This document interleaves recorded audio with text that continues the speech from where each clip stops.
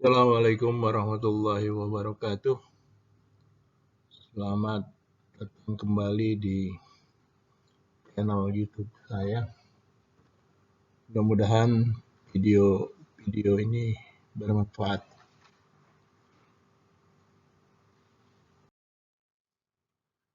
Kali ini saya akan membahas tentang cara alternatif untuk bisa kuliah di UI. Oh iya, selamat bagi yang lulus SPMB PTN 2020 hari ini diumumkan ya. Dan jangan kecil hati bagi yang tidak lulus karena memang peluangnya itu sedemikian rupa. Kalau tetap mau kuliah di UI, pengalaman dua anak saya berikut ini bisa diikuti. Jadi sebelum kita lanjut, silahkan kalau Anda pandang bermanfaat, di-share ke sosmed lainnya, apakah itu di Facebook, di Instagram, di WA Group, silahkan. Jika Anda suka, klik like, dan saya berharap Anda bisa klik tombol lonceng. Padamkan lampu merah, klik loncengnya agar saya bisa mengembangkan channel ini lebih berkualitas. Ini kampus Idaman Pelajar Indonesia, Universitas Indonesia. Ini gedung rektorat, dipandang dari arah selatan. Kemudian ini ada danau, gedung rektorat, dan gedung perpustakaan. Ini sangat indah pemandangannya.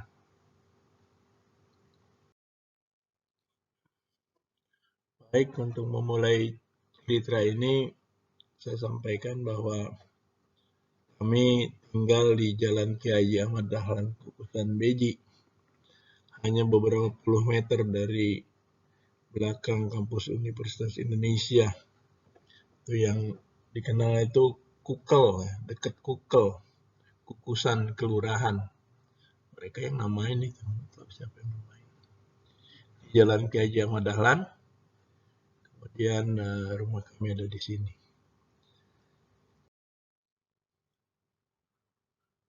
Sebagai orang tua, seperti banyak orang tua lainnya, tentu kita menginginkan anak-anak kita bisa kuliah dan lulus sebagai sarjana dari Universitas Indonesia karena lokasinya sangat ideal, dekat sekali dari rumah kami. Kalau sambil bercandanya bilang cuman tinggal lompat pagar. Ini untuk mengatakan bahwa banyak keuntungan dan kemudahan jika anak-anak kuliah di UI. Padahal ya nggak bisa lompat pagar, pagarnya nggak bisa lompatin. Ketika sulung kami lulus SMA, cita-citanya memang kuliah di akuntansi. Dan hanya UI pilihannya. Itu cita-citanya sejak masih di kelas 11 di Indooroopilly State High School di Brisbane. Karena berdasarkan penelusuran minat dan bakatnya, dia kuat di keyboarding, mungkin kayak komputer gitu kalau di sini, dan di accounting. Meski lulus dari SMA 1 Depok, dia sadar kalau prodi akuntansi FEUI, pada waktu itu namanya masih FEUI, itu sangat kompetitif, sangat berat lah untuk bisa masuk di situ. Ini fakultas ini memang tempat yang dicita-citakan untuk bisa kuliah di situ. Sebelum setahun gitu, sebelum ujian saringan masuk, mungkin pas begitu masuk kelas 12, dia ikut bimbingan belajar di lembaga bimbingan belajar di Jalan Margonda. Ngetop itu, saya nggak mau sebut namanya. Dengan tekun dia siapkan benar-benar untuk bisa ikut ujian saringan masuk. Cita-citanya yaitu tadi prodi akuntansi FEUI. Sayang ketika waktu pengumuman tiba tidak ada nama dan nomor ujiannya. Itu artinya dia tidak lolos ujian masuk SPMB pada waktu itu.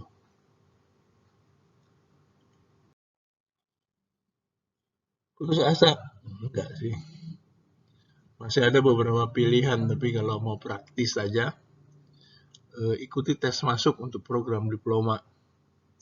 Waktu itu semua fakultas di UI menyediakan program diploma. Lalu ada program S1 ekstensi sebagai kelanjutan dari program diploma. Diikutilah ujian masuk untuk program diploma. Alhamdulillah lulus di 2 program studi dan sesuai keinginan dan cita-citanya program studi akuntansi yang diambil. 3 tahun, ya 6 semester, kegiatan perkuliahan pembelajaran itu diikuti dan alhamdulillah dia lulus tepat waktu dan bahkan memenuhi syarat untuk langsung ambil S1 ekstensi yang waktu itu belajarnya sore hari jam 5 sampai jam 9 malam dan tentu dia bisa melanjutkan atau menyelesaikan kuliahnya sambil bekerja untuk cari pengalaman. Sambil bekerja di PT Cipta Krida Tama, anak perusahaannya Trakindo. Dia bekerja sebagai kontrol administrator dengan tugas to analyze variances of standard cost element to identify incorrectness of the standard cost calculation. Studi S1 ekstensi di Fakultas Ekonomi UI diselesaikan dalam jangka waktu 1,5 tahun. Dia memang agak beruntung waktu itu sebab atasannya itu ya alumni UI ngerti. Kalau untuk program ekstensi dia bisa pulang jam 4 itu udah Cilandak ke kampus UI itu ya setengah jam lah pakai motor. Jadi total waktu yang dihabiskan sampai memperoleh gelar sarjana ekonomi adalah 4,5 tahun, jadi 9 semester. Ya sebenarnya kalau dilihat terlambat dari yang program yang S1 4 tahun ya 1 semester lah molornya, itu biasa lah kalau di program kuliah. Dan dia masih beruntung masih kebagian gelar profesi sebagai akuntan. Jadi waktu itu yang terakhir, masalah kesempatan terakhir program S1 yang langsung mendapat gelar akuntan. Setelah tahun 2004, setelah Agustus 2004 itu harus melalui pendidikan profesi akuntansi.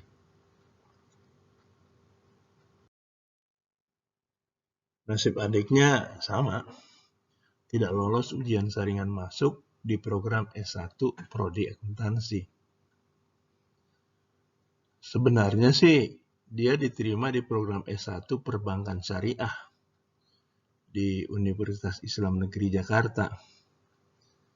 Kelihatannya dia tetap mencoba untuk mengikuti jejak abangnya, yaitu ambil program Diploma 3 Akuntansi, lalu dilanjut dengan program S1 Ekstensi.